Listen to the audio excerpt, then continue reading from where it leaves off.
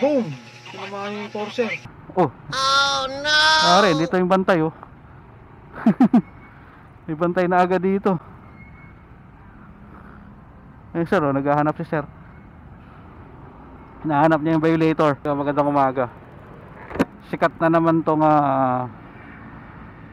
EDSA busway dahil meron na naman nag-trending na isang motor na muntik pang tumakas. Boom! Sinagasaan. Grabe. Tumakas. Oo.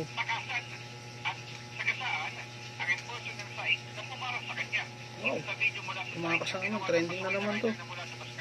Tumakas yun.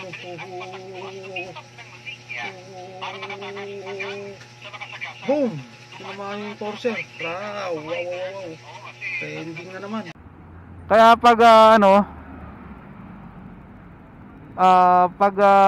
tag dito tumakas na yung mga motor, kailangan meron na kayo naka-ready na haggard o ka-haggard ba tawag doon, yung mga motorsiklo na nahahabol, di ba?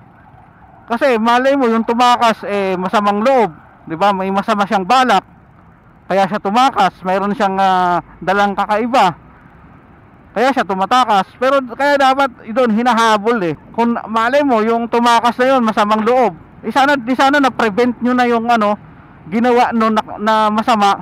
Kung hinuli nyo, kung hinabol nyo, hindi nila hinahabol pinapabayaan lang nila.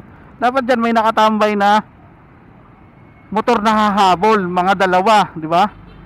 Kasi sigurado naman na yun hihinto yun mahahabol at mahahabol yun dahil sa traffic. Kaya yung iba, karamihan sa mga iba na nakamotor, talagang naglalakas loob na tumakas kasi alam nilang wala naman nangyayari. Uy, takasan, di ba? Uy, takasan ko to. Hindi naman ako nito mahuhuli. Hindi naman ako ipapatawag di ba?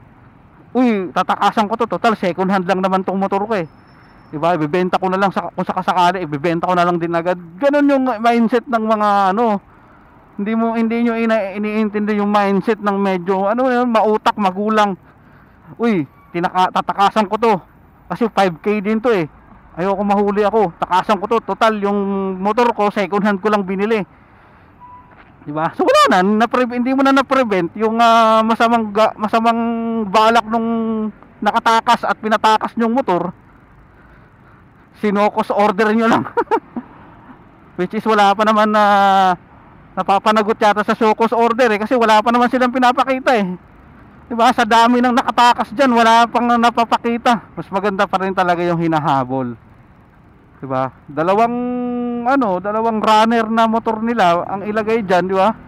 Kaya siguro naman kung ako yung violator mag-iisip ako na violator ako may iisip ko na tumakbo ako pero pag nakita ko yung sasakyan nila o yung motor nila na manghahabol, hindi na ako tatakas, di ba? Kumbaga pang rin yun pang prevent din yun kung may nakatambay ka dyan na motor na tagahabol, di ba? Mapapaisip yung violator na ay hindi nila ako tatakas kasi hahabulin din ako nito.